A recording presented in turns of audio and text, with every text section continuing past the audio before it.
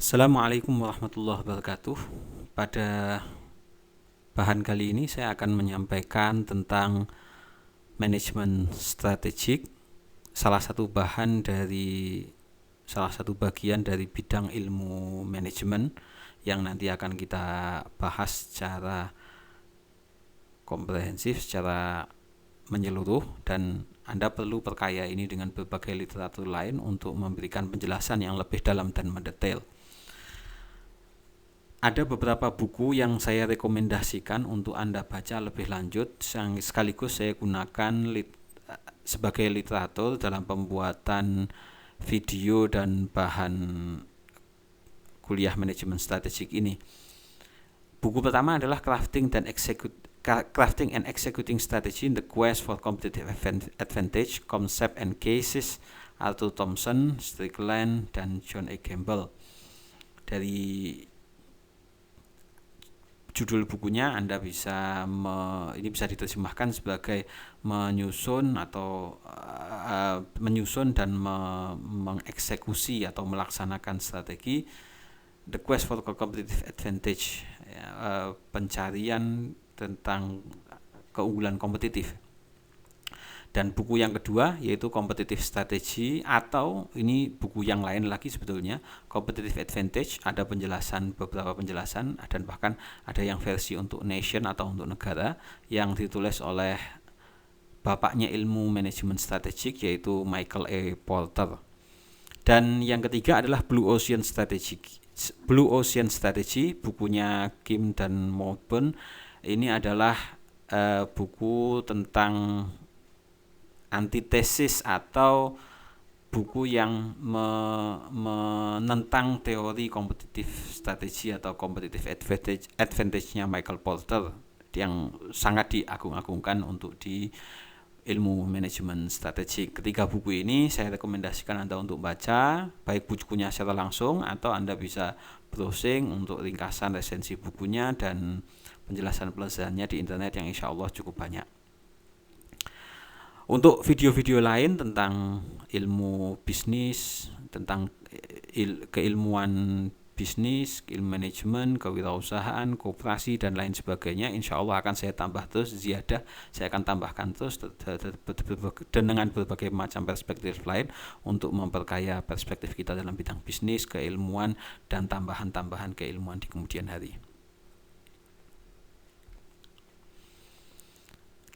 Kita mulai bahasannya dengan manajemen strategik, strategi manajemen, atau dari kata strategi, yaitu ini membahas tentang competitive moves atau pergerakan dalam persaingan dan pendekatan bisnis, atau bahasa aslinya di bukunya Thomson adalah approach yang digunakan manajer dalam menjalankan perusahaan atau organisasinya. Dan kalau kita bicara strategi, ini adalah pergerakan dalam persaingan, competitive move-nya intinya adalah bagaimana, atau ini lebih banyak bercerita dan membahas tentang how, rencana tindakan dari manajer untuk apa. Sastranya adalah yang pertama untuk pertumbuhan bisnis. Strategi yang baik adalah yang bisa menumbuhkan bisnis dan bisa menumbuhkan organisasi menjadi lebih besar, lebih berkembang. Dan yang kedua adalah bagaimana rencana tindakan untuk menarik dan memuaskan konsumen. Jadi mendapat konsumen baru, tapi kalau sudah dapat konsumen, bagaimana konsumen ini puas sehingga dia retensi, tetap ada di perusahaan dan bisa berkembang lebih, dia menjadi loyal dan repeat order dan memasarkan kepada orang lain dan pihak lain. Selanjutnya adalah rencana tindakan atau manajer bagaimana untuk mereka agar sukses bersaing, agar mereka dapat survive, dapat berkembang, dan bahkan mengalahkan perusahaan yang lain, sehingga mereka tidak kalah dan tidak tersingkir dari bisnis mereka bisa sustain. Kemudian ini juga strategi ini berkaitan dengan menjalankan fungsi perusahaan dengan baik. Fungsi-fungsi perusahaan ada fungsi SDM, sumber daya manusia, keuangan, operasional, pemasaran, produksi. Maka fungsi-fungsi ini bagaimana bisa dijalankan dengan baik dengan kepemimpinan strategi yang baik. Dan selanjutnya ini adalah berkaitan dengan bagaimana strategi mencapai target kinerja.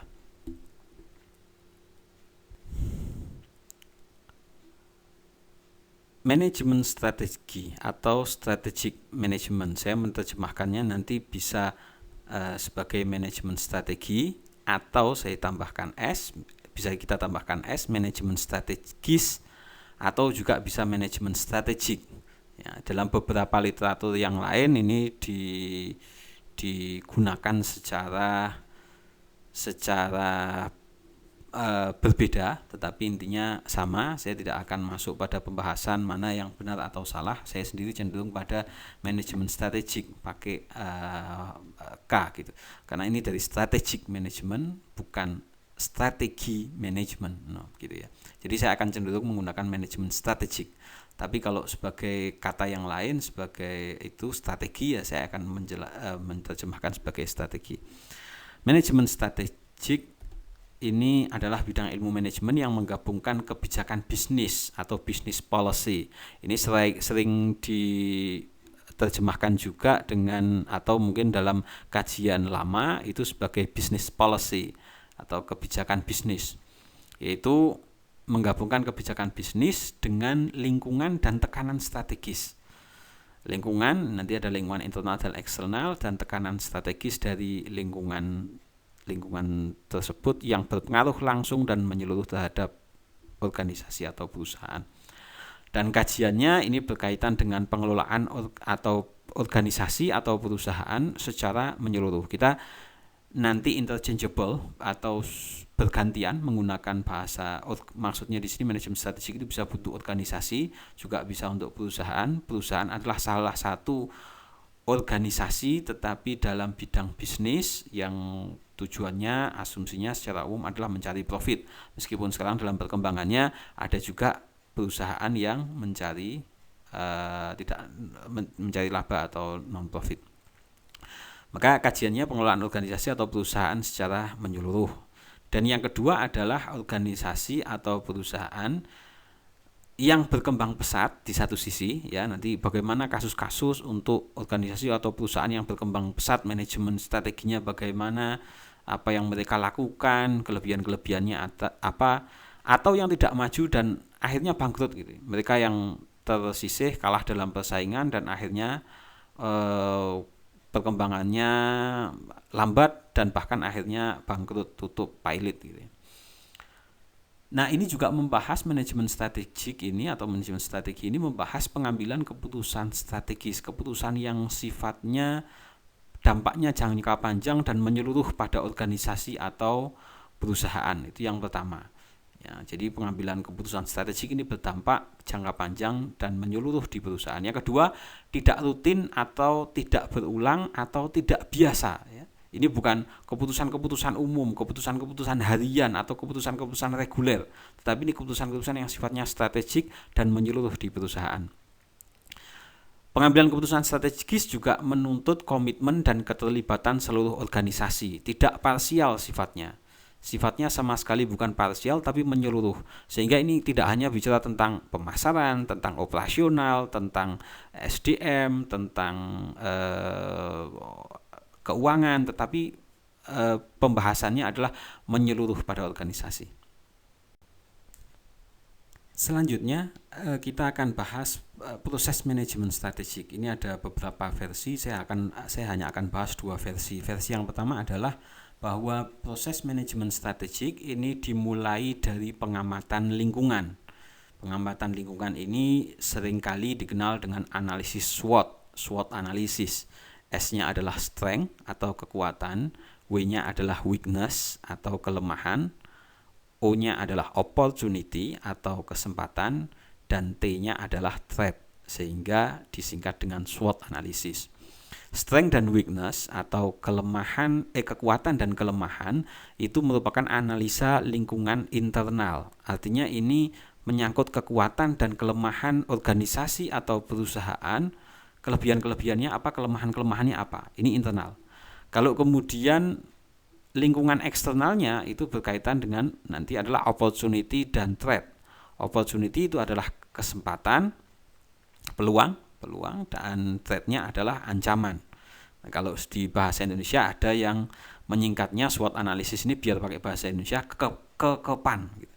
Ke pertama adalah kekuatan, ke kedua adalah kelemahan, P-nya peluang, Pa-nya Pa-nya adalah peluang, dan kekepan, N-nya adalah ancaman. An-nya itu adalah ancaman. Pa-nya bisa, jadi Pa-nya bisa P-nya adalah peluang, An-nya adalah ancaman, threat, ya, SWOT analisis. Nah, ini maka pembahasan manajemen strategik tidak bisa dipisahkan dari apa itu kekuatan dan kelemahan organisasi atau perusahaan yang sedang dijadikan analisis, dan bagaimana peluang yang ada di lingkungan eksternal dan ancaman yang ada di lingkungan eksternal. Dari pengamatan lingkungan ini, maka kemudian dirumuskan strategi yang sesuai. Apa itu rumusan strategi ini? Setidaknya seperti visi, misi, tujuan, strategi yang dilaksanakan, dan kebijakan-kebijakan organisasi atau perusahaan secara umum. Visi itu adalah apa yang ingin diwujudkan. Biasanya kata kuncinya adalah menjadi perusahaan yang demikian, menjadi organisasi yang seperti ini, dan biasanya menjadi. Kenapa? Karena visi ini adalah dari kata vision. Vision adalah pandangan ke depan atau apa yang ingin diwujudkan dan dicapai oleh organisasi atau perusahaan di masa yang akan datang.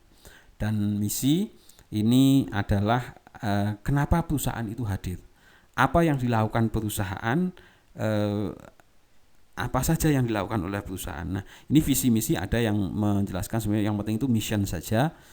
Kenapa itu perusahaan hadir atau kenapa organisasi itu ada, sedangkan visinya itu bisa berubah-ubah.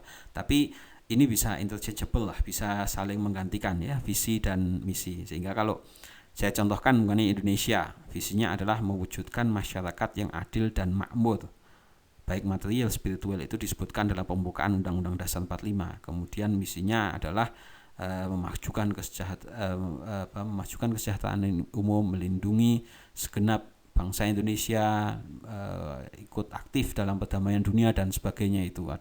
Itu misinya. Kemudian tujuan yang diinginkan, nanti mungkin tujuan ini juga bisa termasuknya adalah sasaran-sasaran yang ingin dicapai. Kemudian strategi, nanti strateginya adalah cara untuk mencapai tujuan, visi, dan melaksanakan misi itu. Kemudian kebijakannya adalah kebijakan-kebijakan penting apa yang secara menyeluruh dan jangka panjang yang ada di perusahaan. Itu perumusan strategi. Kemudian implementasi strategi itu menyangkut program yang ada di organisasi atau perusahaan, apa-apa yang dilakukan untuk jangka waktu tertentu, untuk dalam rentang waktu tertentu yang lebih spesifik, dan merupakan penjelasan dari strategi dan kebijakan yang sifatnya lebih spesifik. Dan kemudian program ini nanti diterjemahkan kadang programnya apa, kemudian aktivitas di breakdown lagi atau dipecah-pecah lagi dalam aktivitas-aktivitas, ya. Maka kadang ada program, ada activity. Saya contohkan maunya program pengurangan kemiskinan kalau negara ini, ya. Contohnya program pengurangan kemiskinan, maka kemudian aktivitasnya adalah pemberian bantuan langsung tunai, kemudian aktivitasnya memberikan skill atau keterampilan untuk mereka, kemudian berbagai macam aktivitas yang lain. Kemudian program dan aktivitas itu kemudian diterjemahkan dalam bentuk anggaran. Anggaran adalah rencana yang diterjemahkan dalam satuan-satuan uang moneter. Berarti kegiatannya apa saja sumber daya yang dibutuhkan, kemudian anggarannya untuk masing-masing kebutuhan itu berapa. Dan kemudian prosedur, maka kadang-kadang disingkat dengan SOP, Standard Operating Procedure. Ini adalah panduan untuk melaksanakan aktivitas dan program serta anggaran yang ada di situ. Kemudian proses manajemen strategik yang terakhir adalah bagaimana evaluasi dan pengendalian. Ini berkaitan dengan bahwa organisasi perusahaan itu punya target kinerja yang harus dicapai. Target secara organisasional, secara perusahaan, secara corporate seluruhan, nanti di breakdown ke fungsional, di breakdown ke fungsi-fungsi dan divisi-divisi yang ada di bawahnya. Bahkan nanti sampai di key performance indicator untuk personal gitu, untuk masing-masing orang yang ada di situ. Kemudian evaluasi dan pengendalian juga berkait dengan ini kinerjanya sering diukur dengan output, hasilnya berapa, banyak, hasilnya apa dari kegiatan aktivitas dan program tersebut, serta impact-nya, dampaknya seperti apa. Umpamanya tadi perusahaan atau mungkin tadi negara saja yang kita sama-sama paham ya, ini manajemen strategi ini bisa pada level nation, bisa pada level perusahaan dan lain sebagainya, pada level-level organisasi yang cukup besar. Nah, impact ini dampaknya apa? Kemudian ini membutuhkan laporan. Maka untuk sebagai indikator, sebagai bentuk pertanggungjawaban, maka laporan itu dibutuhkan. Dari laporan ini pengukuran kinerja, output, impact-nya, ini nanti akan keluar evaluasinya, tindak lanjutnya apa, umpan balik feedback-nya bagaimana. Ini salah satu contoh proses manajemen strategik. Nah, ini saya ambilkan dari bukunya Thompson, bagaimana proses pembuatan strategi mengeksekusi strategi. Thompson membaginya menjadi 5 tahap. Tahap pertama adalah developing a strategic vision, mengembangkan visi strategis perusahaannya jadi apa, organisasinya jadi bagaimana. Kemudian tahap kedua adalah setting objektif. Objektif adalah menyusun sasaran-sasaran. Visi yang besar ini kemudian di breakdown lagi menjadi sasaran-sasarannya apa gitu, tiap bidang, tiap fungsi, tiap divisi, bahkan tiap person. Kemudian tahap ketiga adalah crafting a strategy to achieve the objective and vision, bagaimana menyusun strategi untuk mencapai sasaran-sasaran dan visi yang sudah ditentukan, dan kemudian mengimplementasikan dan mengeksekusi strategi tersebut pada tahap keempat. Serta tahap kelima adalah memonitor atau mengawasi perkembangan, mengevaluasi kinerja, performance kinerja, dan membuat penyesuaian korektif.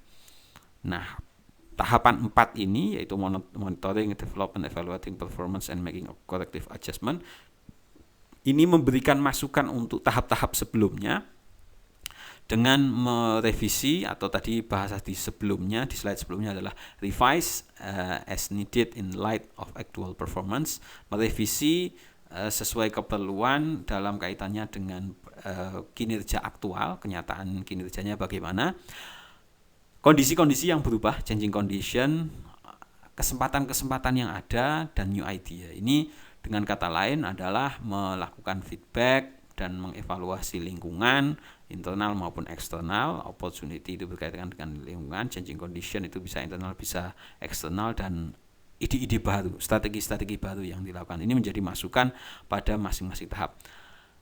Ini tahapan yang kedua, tahapan model yang lain dari proses manajemen strategik. Yang sebelumnya itu proses yang lebih ringkas, ini mungkin membaginya ini, tapi kalau Anda perhatikan tidak terlalu banyak perbedaan apapun itu, maka Anda pahami saja ini dari mulai perumusan strategi, pelaksanaan strategi, atau Anda boleh ke belakang lagi analisa lingkungan sampai evaluasi. Ya, ini manajemen itu sendiri sebetulnya. Kemudian kita bahas hierarki strategi. Ya, strategi bisa dibagi menjadi strategi di tingkat perusahaan, di tingkat corporate, kemudian strategi di level bisnis atau divisi-divisi. Dalam buku-buku manajemen strategik disebut dengan strategic business unit. Saya kasih kode strategic business unit A dan strategic business unit B, mungkin bisa C, D, E, dan seterusnya. Perusahaan-perusahaan kadang-kadang berbeda untuk di sini. Kemudian strategi fungsional ini berkaitan dengan fungsi-fungsi di perusahaan, ada fungsi produksi atau operasi, fungsi keuangan, pemasaran, SDM. Level-level pada ini beda-beda. Mungkin kalau pada perusahaan yang lebih besar levelnya bisa lebih dari 3, dan karena mungkin strategi bisnisnya banyak gitu, dan contohnya adalah umpamanya saya kasih contoh Unilever. Ya, Unilever secara internasional sebagai corporate internasional, kemudian punya strategic business unit di Indonesia, di negara-negara yang lain, di Amerika, di negara-negara lain. Nah, itu strategic business unitnya. Itu pun nanti dia di bawahnya masih ada strategic business unit untuk lini produk tertentu. Nah, ini contohnya kalau nanti ini ada 4 layer. Ini contohnya yang saya sampaikan di sini 3 layer, 3 lapis, 3 tingkatan. Tapi bisa saja 4 tingkatan nanti dibagi strategic business unitnya di masing-masing negara, kemudian dibagi lagi divisinya di masing-masing lini produk. Tiap-tiap negara mungkin bisa punya produk yang sama atau yang berbeda, dan tiap-tiap negara, tiap-tiap strategic business unit itu punya fungsi produksi, operasi, keuangan, pemasaran, dan SDM. Sekali lagi, ketika kita bicara manajemen strategi, ini sifatnya menyeluruh, tidak bicara parsial atau bidang-bidang fungsional di produksi atau operasi saja, keuangan saja, pemasaran saja, SDM saja, tapi secara menyeluruh, komprehensif.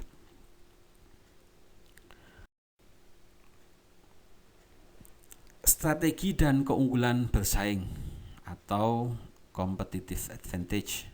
Ya, keunggulan bersaing atau competitive advantage itu adalah ketika strategi perusahaan atau organisasi mampu untuk menarik pelanggan. Karena pelanggan ini yang memberikan dana atau memberikan uangnya kepada perusahaan, dan dari sinilah perusahaan bisa berjalan. Kemudian strategi perusahaan juga mampu untuk, keunggulan kompetitif ini mampu untuk mempertahankan kekuatan kompetitif atau kekuatan persaingan. Ketika dengan cara ini keunggulan bersaing itu sebetulnya apa? Perusahaan dianggap unggul itu tadi ketika menarik pelanggan, mempertahankan kekuatan kompetitif sehingga bisa mengalahkan yang lain. Ini paradigmanya adalah paradigma persaingan gitu ya. Kunci untuk mendapatkan competitive advantage adalah meyakinkan pelanggan dengan menawarkan nilai superior. Ini memang tampaknya adalah seperti pemasaran ya, superior value kepada pelanggan. Tapi sebetulnya ini tidak hanya pemasaran, kita bicaranya pada level keseluruhan. Karena untuk memberikan nilai kepada pelanggan dengan menilaikan nilai yang superior itu adalah tugas semuanya, dan semuanya terkait keuangan itu yang menyarikan dana, yang mengatur dana untuk dari investor, kemudian dari investor dan mengatur alokasinya.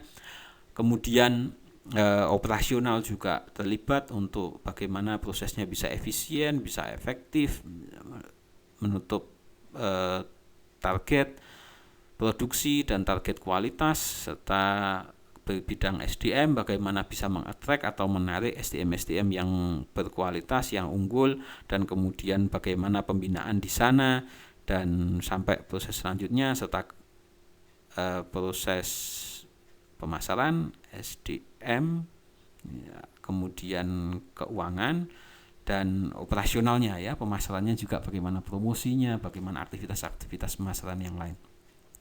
Maka memberikan superior value inilah, nilai yang lebih tinggi bagi konsumen inilah, itu perusahaan itu bisa unggul. Nah, strateginya apa nanti kita akan bahas di situ.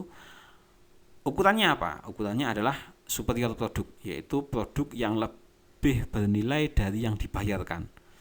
Konsumen itu korban apa? Dia bayar berapa, korban apa saja untuk ke sana, tapi nilai manfaat apa yang didapatkan. Semakin banyak nilai manfaat yang didapatkan, maka semakin baik nilai yang atau nilainya semakin superior.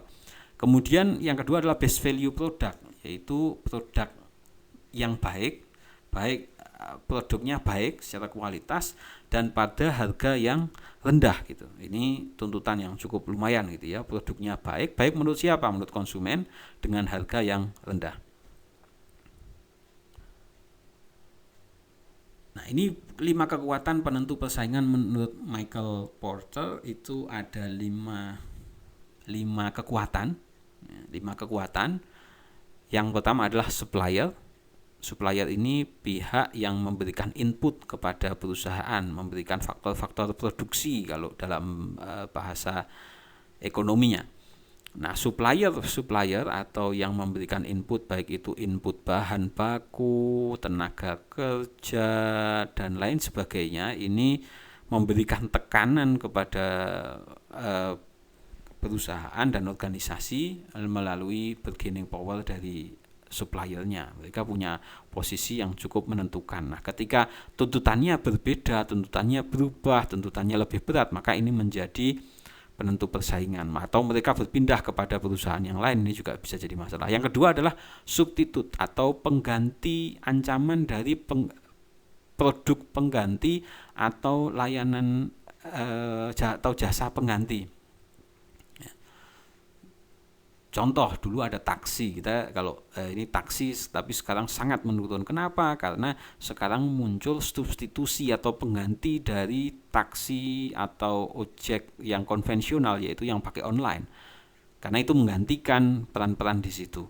Kemudian dulu angkot cukup ramai, sekarang cenderung sepi. Kenapa? Karena timbul substitusi, yaitu transportasi pribadi seperti sepeda motor umpamanya yang lebih murah gitu.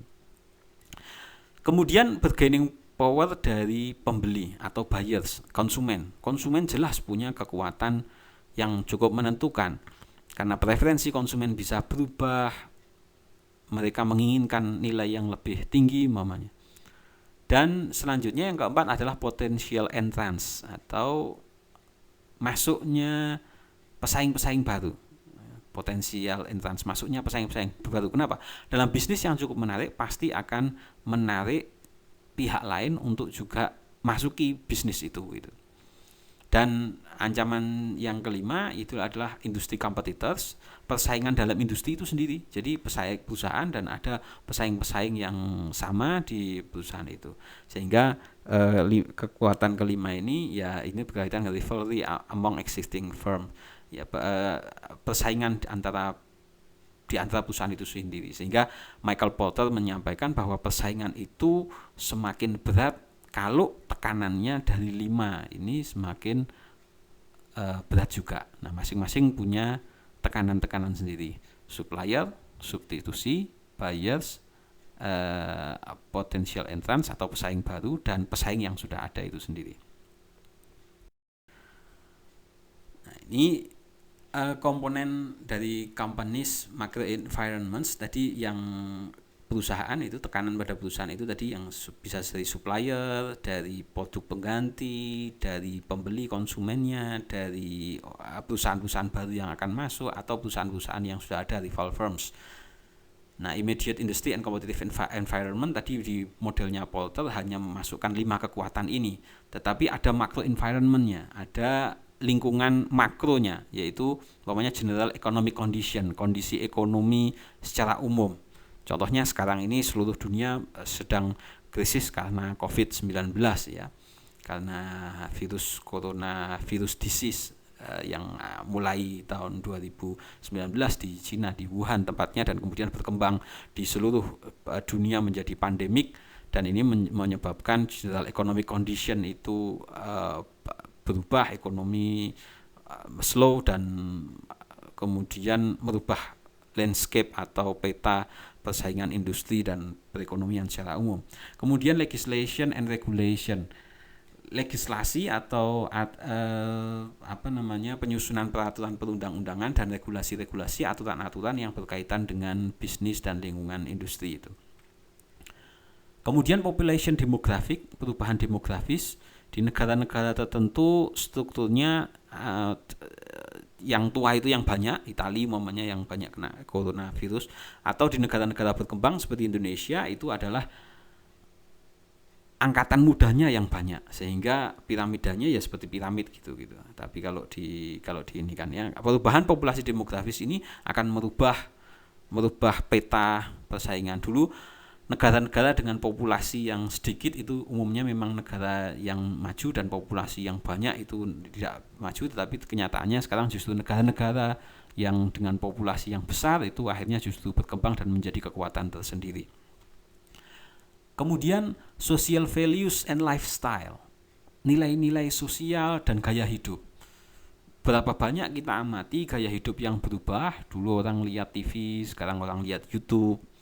Dulu orang menggunakan telepon, kemudian beralih ke HP ke SMS sekarang menjadi sudah nggak pakai lagi karena pakai smartphone dengan berbagai aplikasi media sosial. Dan selanjutnya yang sangat berpengaruh juga saat ini dan perkembangannya begitu cepat adalah teknologi itu sendiri. Bagaimana teknologi itu mempengaruhi semuanya, dan ini tidak berjalan masing-masing. Teknologi, kondisi ekonomi secara umum, aturan dan kebijakan pemerintah, kondisi masyarakat, nilai-nilai sosial dan gaya hidup, dengan kelima tekanan ini menekan perusahaan dalam persaingan.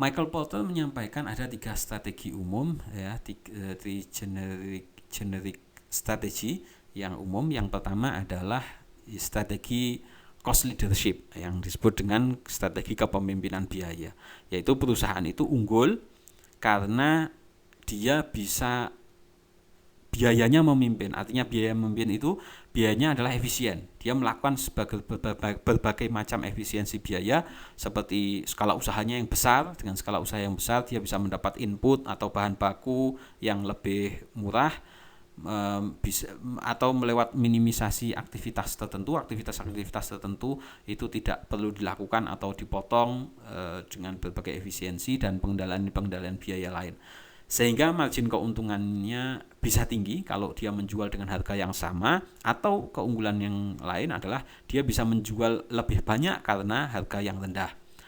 Contoh kepemimpinan biaya ini seperti yang dilakukan kalau di Indonesia di perusahaan penerbangan namanya Lion Air.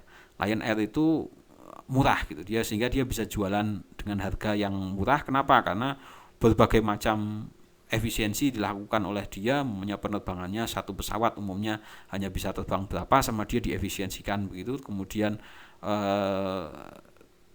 pemesanannya dan berbagai macam yang lain, yang umpamanya dapat makanan kalau di Garuda, kalau dia nggak ada makanan gitu ya, maka ini menjadi keunggulannya Lion. Yang kedua, itu contoh saja. Yang kedua adalah diferensiasi. Diferensiasi ini berkaitan dengan keunikan, different, berbeda dengan yang lain. Bisa dari beda bentuk atau beda desain. Desainnya lebih menarik, bentuknya lebih ergonomis atau lebih baik. Fitur-fitur tertentu yang tidak ada di yang lain, yang itu membuat berbeda. Atau menggunakan teknologi yang berbeda, teknologi yang lebih canggih yang dilakukan. Kemudian layanan tambahan yang tidak ada di perusahaan yang lain, atau jaringan yang lebih luas yang dimiliki, dan berbagai keunikan-keunikan yang itu membedakan dengan perusahaan yang lain. Dan yang ketiga adalah fokus. Nah, ini strategi yang ketiga ini adalah strategi fokus. Fokus pada apa? Fokus pada kelompok konsumen tertentu. Sehingga karena dia fokus pada kelompok konsumen tertentu, dia lebih mengenali, dia lebih paham dengan kelompok konsumennya, sehingga dia bisa melayani lebih baik, memberikan produk yang lebih sesuai. Atau pada lini-lini produk tertentu, dia fokus pada produk-produk tertentu yang karena kefokusannya itu perusahaan yang lain nggak bisa ngerjakan itu gitu. Kemudian fokus pada geografis atau wilayah tertentu, ya, maka dia fokus pada itu karena karakteristiknya berbeda, ininya juga berbeda. Nah, menurut Michael Porter, bahwa perusahaan yang unggul itu dia bisa umumnya adalah salah satu dari 3 strategi ini. Apakah dia kepemimpinan biaya, lebih murah, diferensiasi, atau fokus.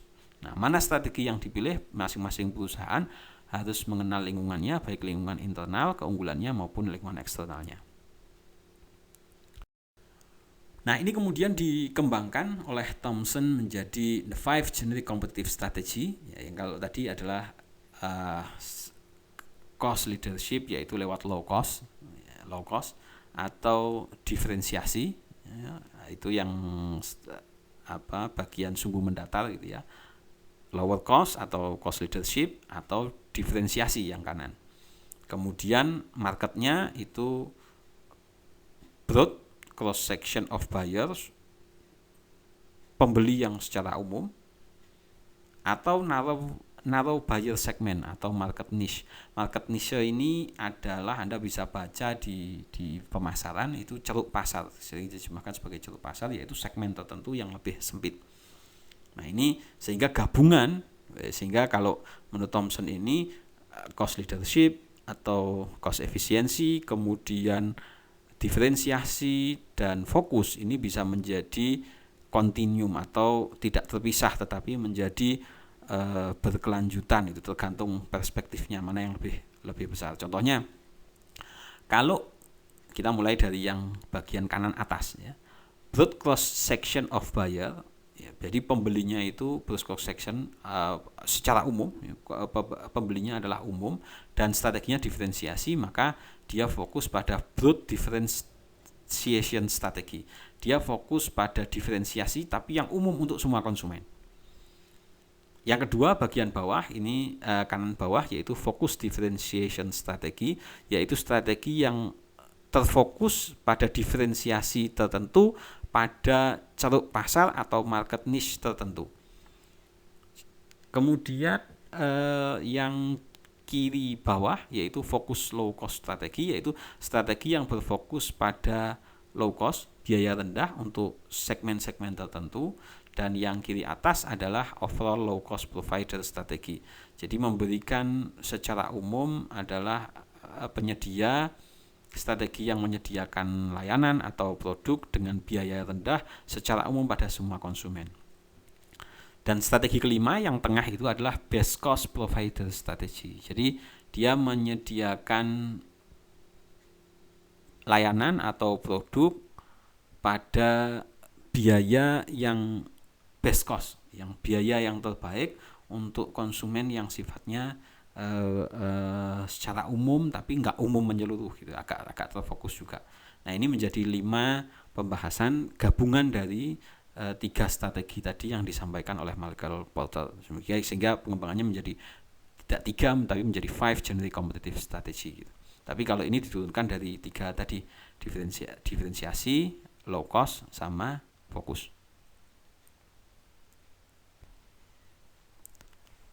Kemudian kita bahas tentang generic value chain atau rantai nilai secara umum.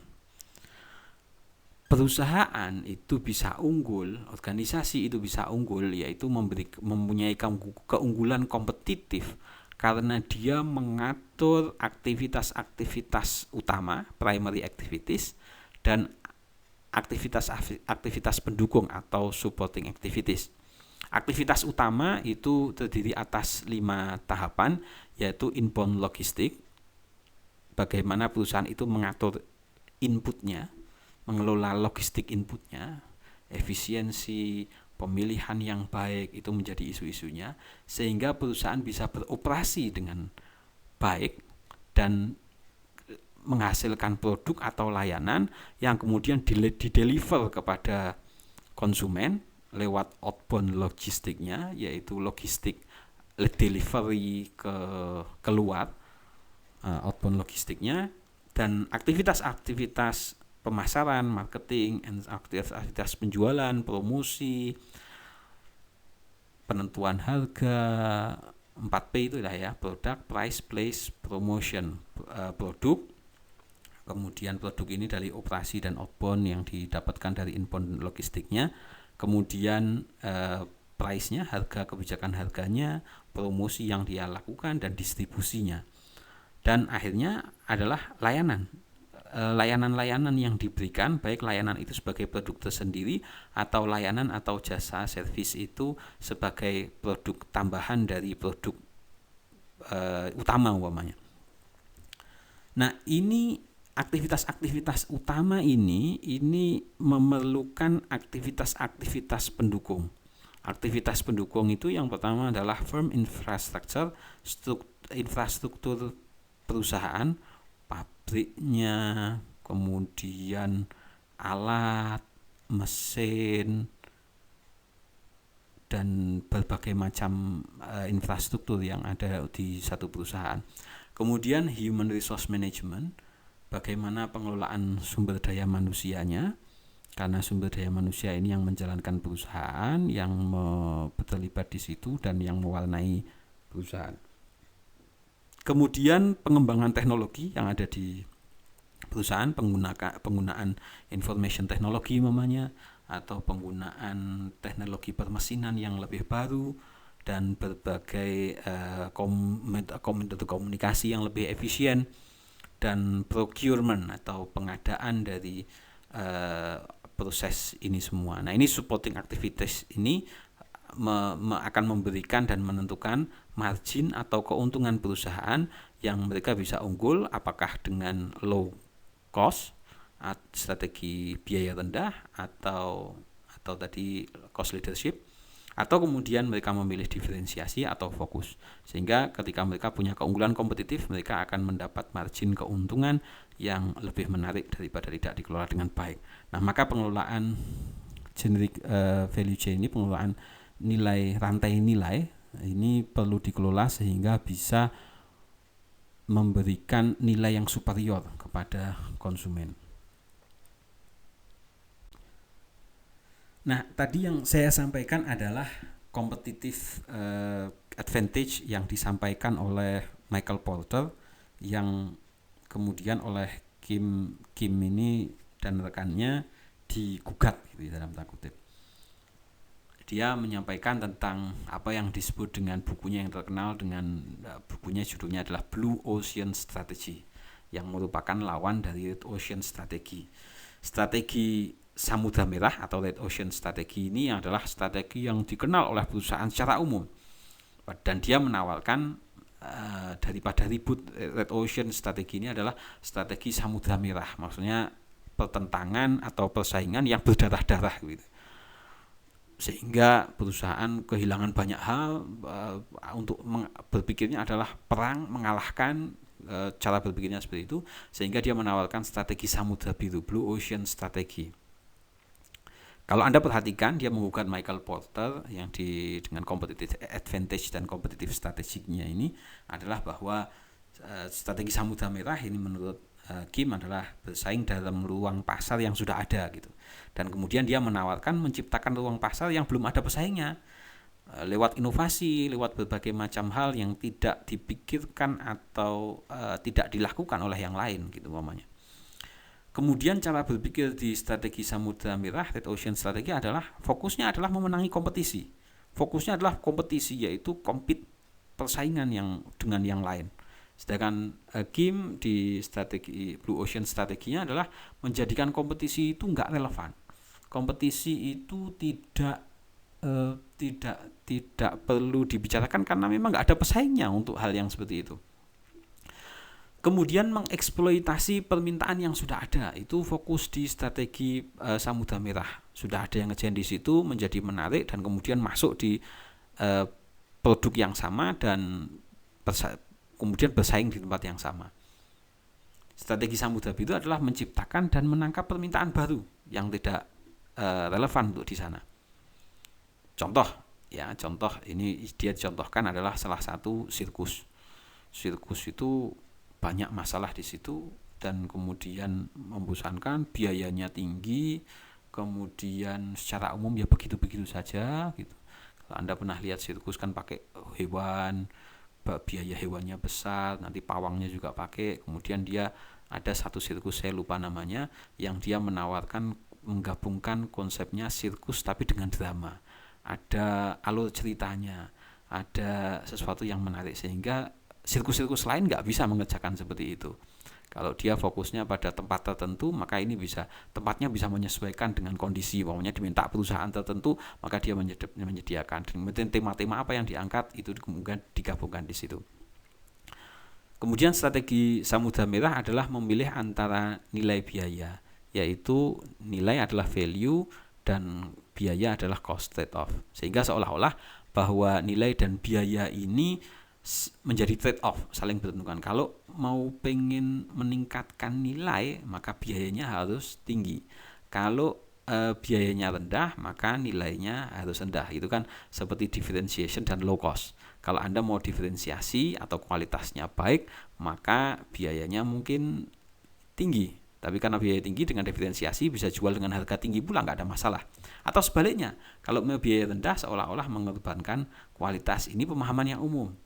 Nah, kemudian Kim ini menyampaikan mendobrak pertukaran nilai biaya di Blue Ocean Strategy adalah nggak perlu dipertentangkan antara nilai dan biaya. Diferensiasi dan cost itu bisa kok diturunkan. Jadi contohnya pada sirkus yang dia sampaikan, di sirkus umpamanya itu efisiensi dengan tidak menggunakan tidak menggunakan binatang-binatang yang memerlukan perawatan yang mahal, pawang yang juga cukup mahal, maka ini bisa diefisiensi cuma dengan satu orang yang dia melakukan akrobatik tapi dengan tema-tema tertentu. Diferensiasinya jalan, tapi low cost-nya juga jalan gitu, sehingga tidak perlu dipertentangkan. Kemudian kalau di strategi Samudra Merah itu perspektifnya adalah memadukan keseluruhan sistem kegiatan perusahaan dengan pilihan strategis antara apakah diferensiasi atau biaya rendah, seolah-olah ini terpisah.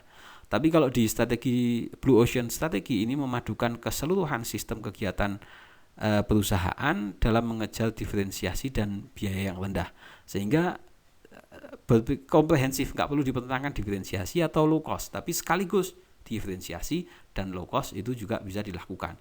Nah, ini dalam berbagai macam fenomena kadang-kadang memang bisa unggul untuk di sana. Kerangka pikir Blue Ocean Strategi itu berfokus pada 4 hal. Yang pertama adalah menghapuskan faktor-faktor yang telah diterima begitu saja oleh industri, tapi ternyata itu bisa tidak dilakukan. Umpamanya tadi di sirkus, tadi nggak perlu kok pakai hewan untuk di ini karena mahal, resikonya besar, perawatannya besar umpamanya. Maka dia tidak perlu menggunakan faktor hewan begitu. Kemudian mengurangi faktor-faktor yang harus dikurangi hingga di bawah industri. Nah, mungkin pakai orang, tapi orangnya lebih sedikit gitu. Tetap pakai orang tapi orangnya lebih sedikit, sehingga dengan pengurangan orang ini menjadi biaya sumber daya manusia lebih kecil gitu. Kemudian meningkatkan faktor-faktor yang harus ditingkatkan di atas standar industri. Sirkus pada umumnya itu tidak punya alur cerita, hanya akrobat-akrobat tertentu saja, hanya hiburan saja. Tapi tidak ada tema yang diangkat. Makanya kadang perusahaan tertentu mau minta, ini mau sosialisasi tentang program tertentu di perusahaan itu. Ini perlu dibuat sirkus supaya menyenangkan dengan tema alur tertentu, tapi bisa memberikan pesan-pesan di perusahaan. Mungkin kalau sekarang umpamanya COVID-19 tapi dengan atraksi-atraksi yang menarik tapi ada ceritanya begitu, gak cuman atraksi-atraksi tertentu saja gitu, tapi ada ininya. Kemudian menciptakan faktor-faktor yang belum pernah ditawarkan industri. Umpamanya tadi sirkus ya akrobat gitu, tentang hewan-hewan, atraksi-atraksi hewan dengan manusia dan skill-skill yang susah.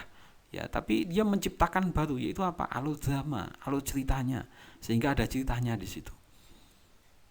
Nah, maka kerangka pikir Blue Ocean strategi ini adalah keluar dari pakem, sehingga untuk tidak perlu terjebak pada diferensiasi saja, low cost saja, atau fokus pada ini tertentu, tapi ini gabungan dari keseluruhannya.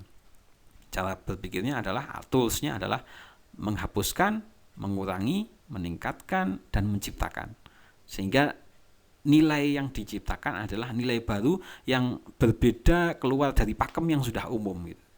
Bukan hanya diferensiasi, bukan atau hanya low cost saja, atau fokus pada tertentu saja, tetapi ini menggabungkan dari berbagai macam faktor itu untuk keluar dari pakem. Ya, gampangannya inovasi tapi yang bisa mereduksi semuanya.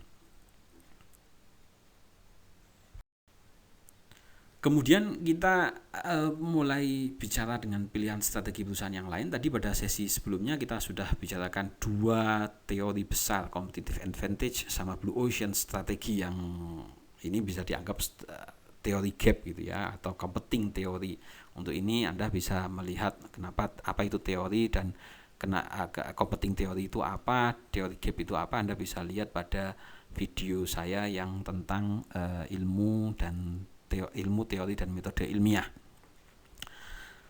Nah, ini mulai masuk pada strategi-strategi yang lain yang dilakukan oleh perusahaan untuk mereka bisa unggul. Yang pertama adalah aliansi strategis dan hubungan kolaborasi.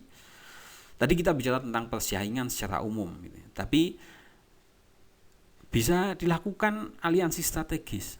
Contohnya perusahaan A unggul di bidang tertentu, perusahaan B unggul di bidang tertentu, kemudian mereka bekerja sama. Contoh yang umum adalah Ford dan Mazda. Ford itu kalau saya tidak salah keunggulannya dia adalah pada eksterior dan desain yang lebih menarik dan pasar yang sudah cukup besar. Mazda itu keunggulannya pada efisiensi mesin. Maka Ford dan Mazda itu melakukan aliansi strategis dan hubungannya kolaboratif di antara mereka. Mobilnya Ford, kalau nggak salah di Ford Laser yang sudah agak kuno itu mobilnya Ford, tapi mesinnya adalah mesin Mazda. Ford Laser tapi mesinnya adalah Mazda. Atau Wuling namanya ya, contoh masih pada mobil, contohnya Wuling. Wuling itu mereka bikin mobil sendiri, tetapi transmisi dan teknologi-teknologi tertentu supaya lebih meyakinkan dan mereka memang nggak bisa, mereka melakukan aliansi strategis dengan perusahaan mesin yang cukup modern di Jerman, sehingga persneling dan macam-macamnya itu ada beberapa dari Jerman.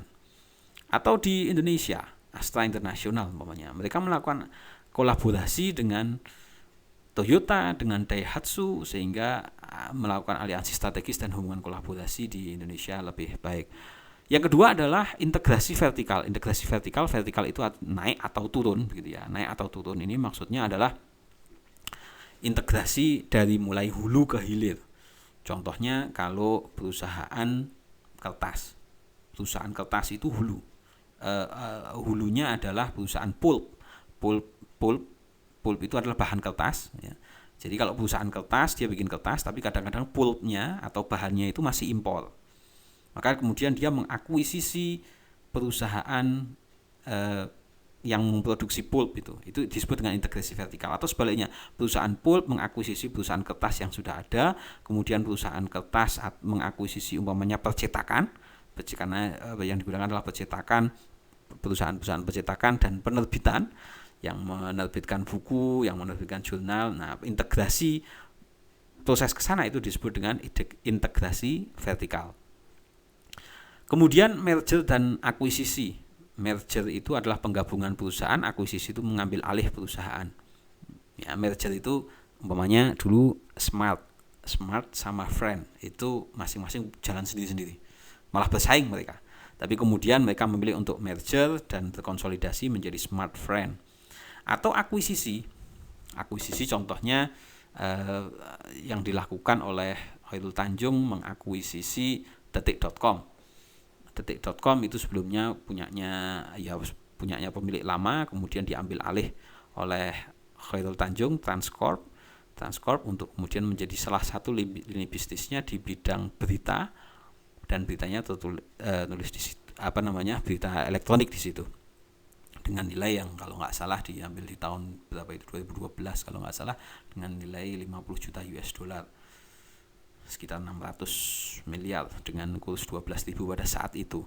Nah, dia mengakuisisi perusahaan itu, kemudian menjadi begitu juga dengan strategi akuisisinya Transmart gitu, yang sebelumnya adalah punyanya Carrefour ya, dulu Carrefour masuk ke Indonesia, tapi kemudian diambil alih, diakuisisi, dan akhirnya diubah menjadi Transmart, diakuisisi oleh Transcorp juga. Kemudian strategi outsourcing. Ya, outsourcing ini adalah strategi mengalihdayakan.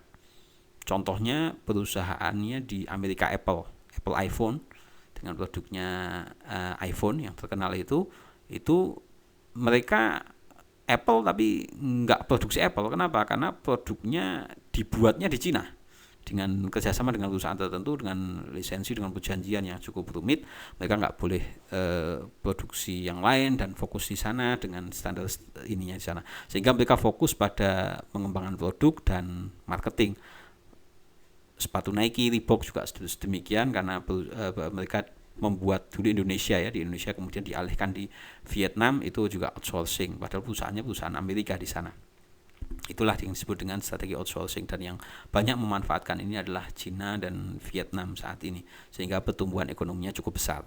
Nah, ini juga pilihan strategi pilihan strategi yang lain dari perusahaan selain tadi, cost leadership, diferensiasi, dan fokus. Ini bisa merger akuisisi, outsourcing, aliansi strategis dan hubungan kolaborasi, dan integrasi vertikal. Ini tergantung dari kondisi pasarnya dan timing waktu memasuki pasarnya.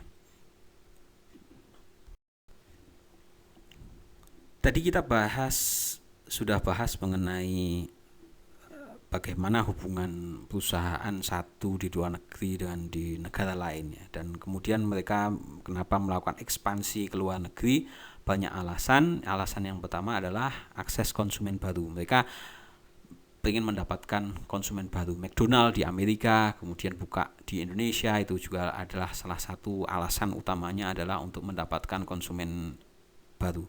Kemudian yang kedua, akses sumber daya alam yang bernilai, resourcesnya yang bernilai. Ini akses sumber daya alam yang benar, contohnya Shell, perusahaan-perusahaan minyak di luar negeri yang masuk ke Indonesia dan negara-negara lain, karena di sini terdapat sumber daya minyak, gas dan mineral yang menarik yang ada di sana. Freeport umpamanya perusahaannya Amerika tapi mereka masuk ke Indonesia karena alasan sumber daya atau resources yang menarik. Kemudian menyebarkan resiko bisnis dan basis pasarnya. Mereka tidak fokus pada pasarnya yang utama saja, tapi dan kemudian melebarkan sayap pasarnya tidak hanya terbatas dengan ini. Kalau ini kadang disebut dengan diversifikasi. Sehingga diversifikasi itu kan menyebarkan resiko. Oh, kalau pasar di sini nggak bagus, pasar di sana masih bagus. Kemudian kalau pasar di sini turun, pasar di sana meningkat. Philip Morris Amerika, karena rokok di Amerika menurun, maka dia masuk ke negara-negara berkembang yang perokoknya masih menarik, sehingga dia mengambil Sampurna umpamanya di Indonesia. Kemudian kapitalisasi kompetensi inti. Dia sudah punya keunggulan-keunggulan, kompetensi-kompetensi yang sudah terbukti di negara-negara lain, di negara asalnya, dan kemudian dia ingin praktekkan itu di negara-negara yang lain, atau selain itu dia mengambil perusahaan-perusahaan yang sudah ada itu untuk semakin menggenapkan kompetensinya gitu ya. Maka dia itu menjadi mengkapitalisasi atau menjadikan kompetensi inti itu menjadi modal yang dia digunakan untuk ekspansi lebih jauh. Kemudian mencapai biaya rendah dan meningkatkan daya saing. Dia masuk ke luar negeri ya, karena alasannya adalah biaya produksinya lebih rendah. Perusahaan-perusahaan di Barat, di Amerika, di Eropa itu lebih senang memproduksi di Asia, khususnya di Cina, itu juga karena biayanya lebih rendah. Nah, sekarang di sana biaya produksinya sudah mulai agak tinggi karena biayanya tinggi, biaya harga buruhnya sudah mulai tinggi, tenaga kerjanya tinggi, tetapi teknologi mereka juga mengalami percepatan sehingga itu cukup menarik, kemampuannya juga kompetisinya lebih tinggi, dan di situ mereka lebih rendah biayanya tetap daripada produksi di Amerika maupun di Eropa, dan meningkatkan daya saing sehingga mereka bisa menghasilkan produk yang sama tapi dengan harga yang lebih murah. Ini kan menjadi menarik buat perusahaan secara umum.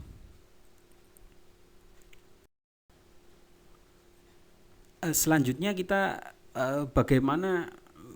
kita akan bahas tentang bagaimana perusahaan-perusahaan itu masuk atau berekspansi ke luar negeri. Caranya bagaimana? Faktor pembentuk strateginya itu ini faktor-faktor pendorong atau push dan pull-nya ya, penarik atau pendorong atau penariknya adalah bisa perbedaan budaya, demografi dan kondisi pasar. Ini menjadi tantangan tersendiri. Kemudian yang juga perlu diperhatikan adalah resiko nilai tukar, kursnya, bagaimana perubahan kursnya di sana. Kalau kursnya terlalu tinggi nggak menarik, sehingga kenapa Cina itu justru melemahkan kursnya supaya barang-barangnya dia dan daya saingnya dia menarik di antara yang lain. Tapi kalau negara yang banyak import seperti kita, kalau kurs rupiah menguat, dolar melemah, malah itu mengkhawatirkan untuk daya saing kita gitu, sehingga kita lebih fokus pada, biasanya lebih senang kalau rupiah itu menguat, dolarnya melemah, padahal itu berbahaya untuk daya saing kita di luar negeri. Tapi ini sekali lagi ini trade off, tidak selalu kurs itu ya ada menguat itu ada baiknya, ada yang baik, ada yang kurang. Ya, ini semacam sekali lagi trade off. Ya, ada yang hilang, ada yang dapat gitu ya. Ada sesuatu yang hilang, ada yang sesuatu yang didapatkan. Ada berkah, ada musibah, tergantung kondisinya dan tergantung bagaimana mengelolanya. Kemudian mendapatkan keunggulan kompetitif berdasarkan lokasi aktivitas. Tadi ini faktor pendorongnya gitu ya. Kebijakan pemerintahan yang berakibat pada iklim bisnis lokal, mereka menarik investasi besar-besaran seperti yang dilakukan China dan Vietnam, dan Indonesia sekarang juga seperti itu. Nah, bagaimana perusahaan-perusahaan tersebut masuk ke luar negeri? Ada berbagai macam strategi. Yang paling gampang itu ekspor, produksi kemudian diekspor langsung, selesai. Jualan lah gampangannya begitu. Ekspor ini jualan, produksinya diproduksi di Cina, kemudian dia ekspor ke Indonesia, itu ekspor Indonesia diekspor ke Cina atau negara lain, itu exporting. Strategi yang kedua adalah licensing. Seperti tadi, Apple yang diproduksi di Cina itu dikasih lisensi, di bahwa ini lisensinya dia boleh pakai merek ini tapi standarnya seperti ini, ketentuannya begini.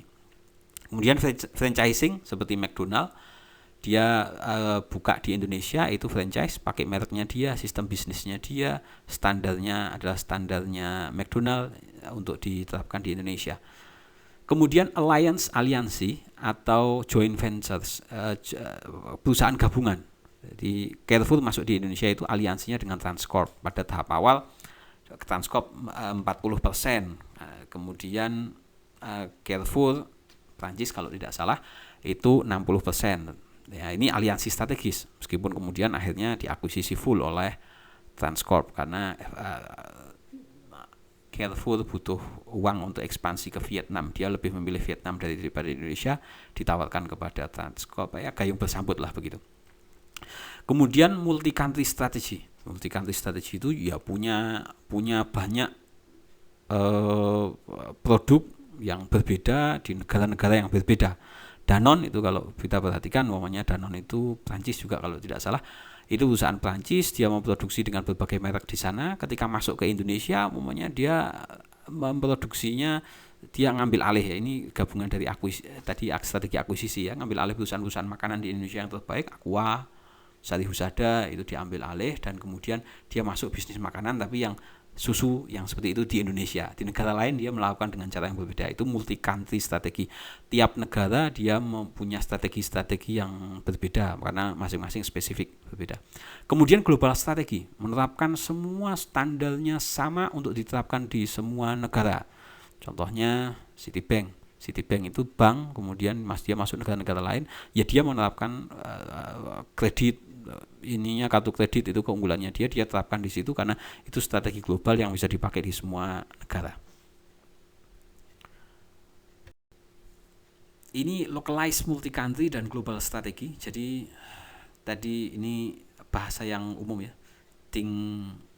Think-nya global, act local, atau ini kita mulai dari think local, act local. Think global, act global, dan think global, act local. Ini strategic posturing opsinya itu mau menyesuaikan atau tidak menyesuaikan begitu. Dia pakai global atau lokal gitu. Ways to deal with cross country variation in buyer preferences and market condition. Ya, cara untuk berurusan atau mengelola cross variasi di negara-negara yang berbeda, kaitannya sama preferensi konsumen dan kondisi pasar yang berbeda. Contohnya ini think local, act local. Jadi berpikirnya lokal dan bertindaknya lokal. Tadi saya contohkan mungkin Danone di Indonesia. Danone di Indonesia itu think local, act local. Perusahaan yang bagus apa toh? Makanan, minuman di Indonesia. Oh, kalau makanan perusahaan susu, perusahaan yang bagus yang di Indonesia SGM, Sari Husada. Ambil aja begitu Sari Husada gitu.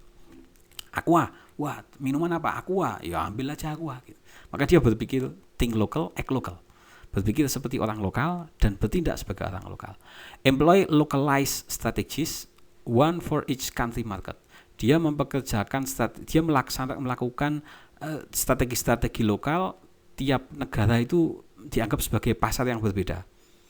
Tailor the company's competitive approach and product offering to fit specific market condition and buyer preferences in each host country. Dia mengembangkan tadi karena negaranya berbeda, preferensinya berbeda, maka dia kembangkan di berbeda. Dia berpikir lokal dan bertindak lokal.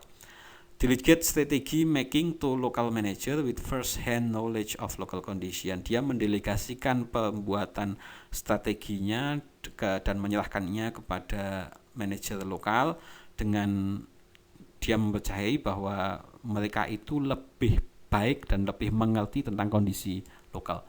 Kalau tidak salah General Electric ini perusahaan global yang tapi dia punya country manager yang kebanyakan setidaknya untuk Indonesia itu diserahkan kepada orang Indonesia. Dan yang menarik di Indonesia ini pimpinan General Electric itu adalah Henry Santiago, orang yang disable.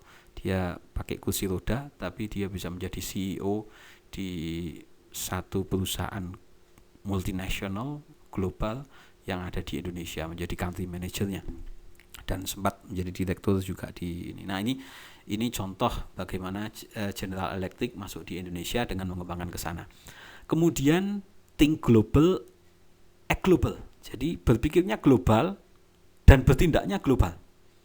Ini pokoknya yang bagus di seluruh dunia, dia punya standar, kemudian standar itu diterapkan untuk di semua negara. McDonald umpamanya jualan burger, jualan apa itu dia lakukan di sana, meskipun nanti ada penyesuaian ya. Dia ada penyesuaian. Employ same strategy worldwide. Dia melakukan strategi yang sama untuk seluruh dunia. Pursue the same basic competitive strategy them.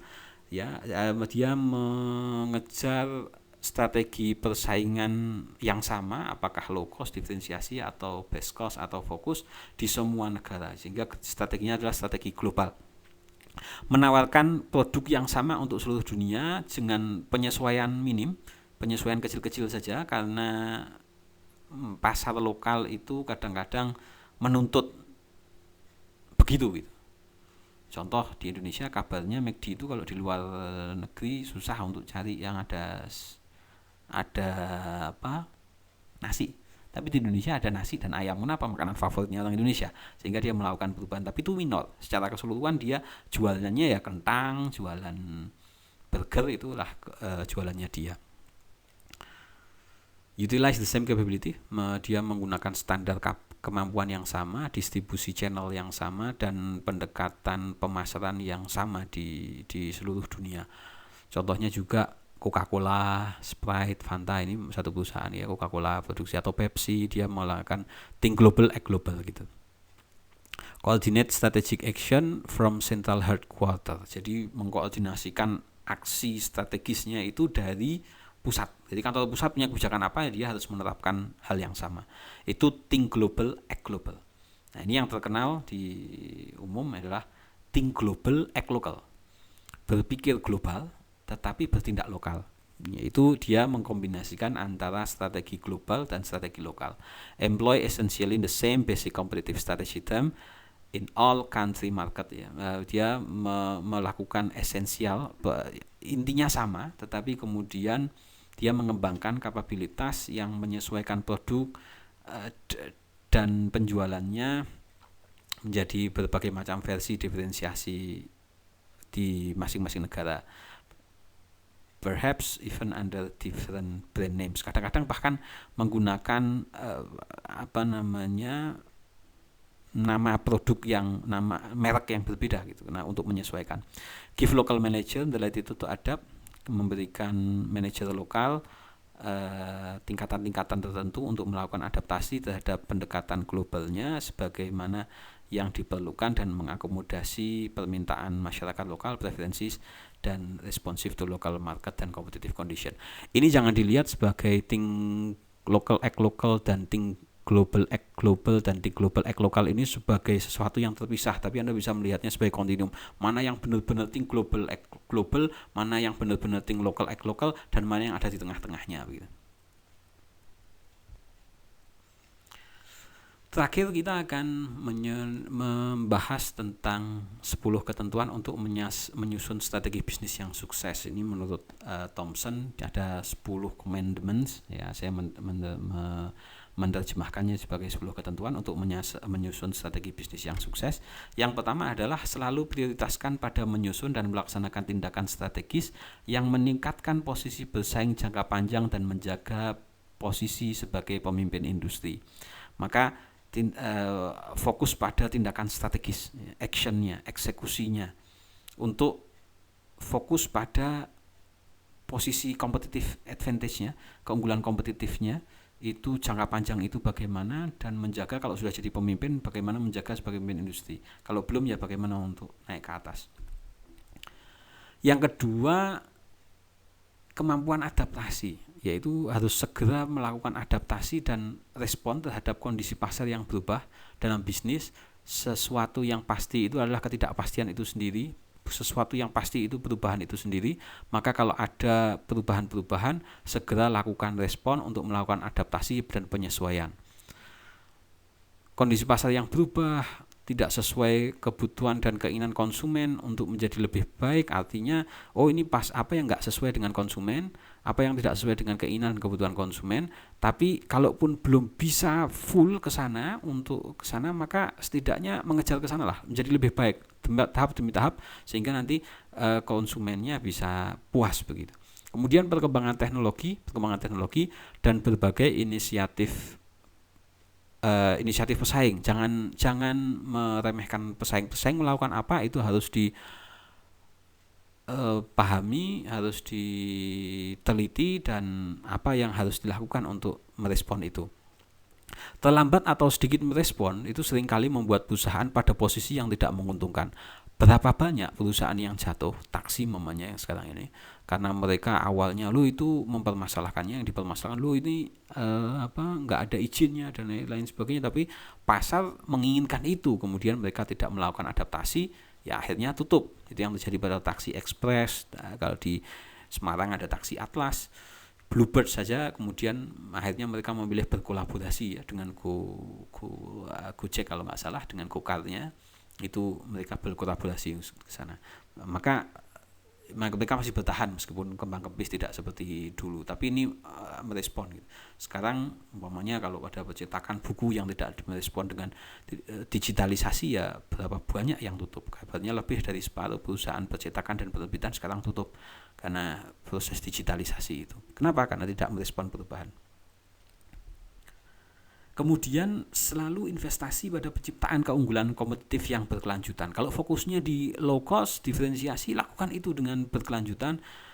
Eksplorasi kekuatan yang diinginkan apa, manfaatkan itu, kemudian tekan kelemahan, manfaatkan peluang, dan antisipasi ancaman atau perubahan yang mendasar. Ini merupakan keharusan untuk mencapai profitabilitas di atas rata-rata. Rata-rata industri profitnya berapa, dia bisa unggul atau tidak, ini ditentukan dari keunggulan kompetitif yang berkelanjutan yang bisa berlanjut.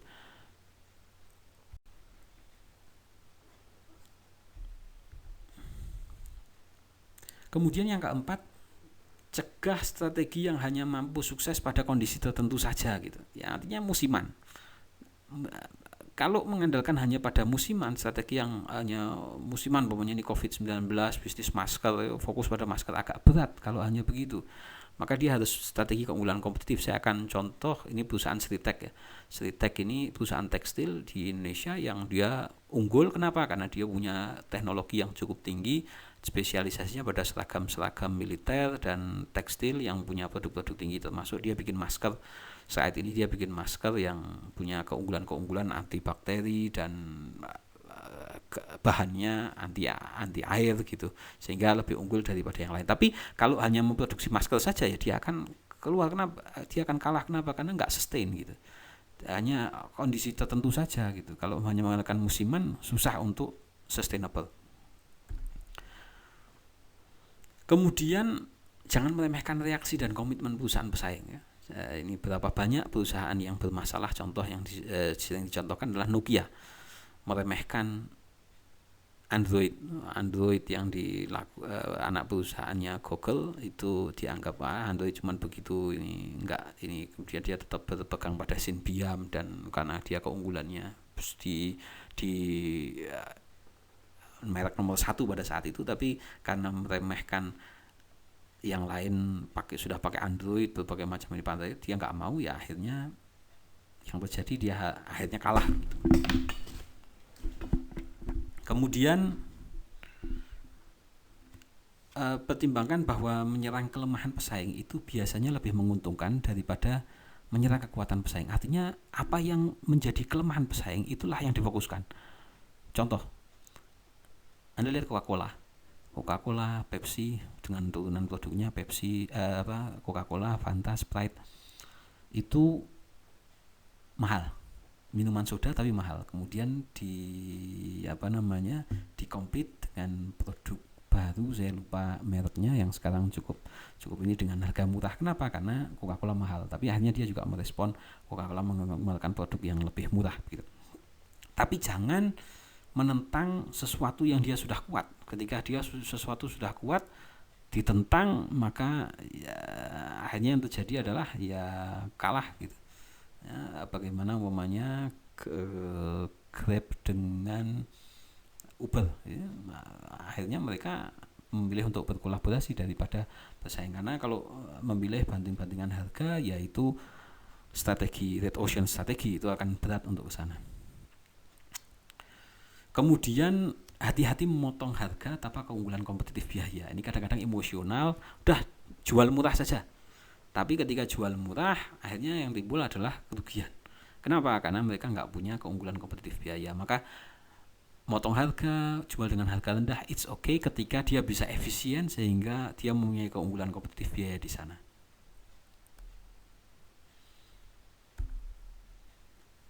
Kemudian yang ke-8, jalankan gerakan strategis dalam mengejar strategi diferensiasi sehingga dapat membuka kesenjangan yang besar pada kualitas layanan, iklan, atau atribut produk lainnya. Artinya gerakan strategis ini melakukan diferensiasi untuk membuka kesenjangan yang besar. Artinya kesenjangan besar ini apa yang belum tergarap pada kualitas layanan, iklan, dan atribut produk yang lain.